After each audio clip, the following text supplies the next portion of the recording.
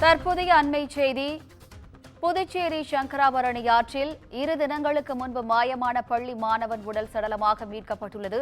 கூடுதல் விவரங்களை செய்தியாளர் அக்பர் அலி வழங்க கேட்கலாம். வணக்கம் அக்பர் அலி, கூடுதல் விவரங்கள் என்ன? வணக்கம் மனிதா. புதுச்சேரி சங்கராபரணி ஆற்றில் அடித்துச் செல்லப்பட்ட மாயமான +1 மாணவனை 3 நாட்களாக தேடி வந்த நிலையில் இன்று சடலமாக மீட்கப்பட்டுள்ளார். சமீபத்தில் பெய்த மழை மற்றும் அணைகளில் இருந்து திறந்துவிடப்பட்ட நீர் காரணமாக புதுச்சேரியில் உள்ள ஆறுகளில் நீர் பெருக்கெடுத்து ஓடுகிறது. இந்நிலையில் செல்லிப்பட்டு பகுதியில் உள்ள சங்கராபரணி ஆற்றில் நேற்றைய முன்தினம் மாலை கனுவாப்பேட்டை பகுதியைச் சேர்ந்த +1 படிக்கும் மாணவன் லியோ ஆதித்யன் என்பவர் அவரது 2 நண்பர்களோடு குளிக்கச் சென்றுள்ளார். இதனிடையே மாணவர் லியோ வெள்ளப்பெருக்கில் சிக்கி அடித்துச் செல்லப்பட்டு மாயமாகினார். இதனையடுத்து 3 நாட்களாக திருக்கனூர் போலீசார் மற்றும் தீயணைப்பு துறையினர் படகுகள் மூலம் தொடர்ந்து தீவிரமாக லியோவை தேடி வந்தனர்.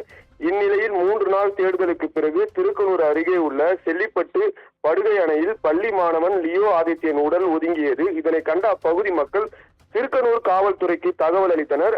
அதனைத் தொடர்ந்து போலீசார் மாணவனின் உடலை மீட்டு பிரேத பரிசோதனைக்காக புதுச்சேரி அரசு மருத்துவமனைக்கு அனுப்பி வைத்தனர். 3 நாள் தேடுதலுக்கு பிறகு பள்ளி மாணவன் சடலமாக மீட்கப்பட்டது அப்பகுதியில் சோகத்தை ஏற்படுத்தியுள்ளது. கூடுதல் விவரங்களுக்கு நன்றி அக்பர் அலி.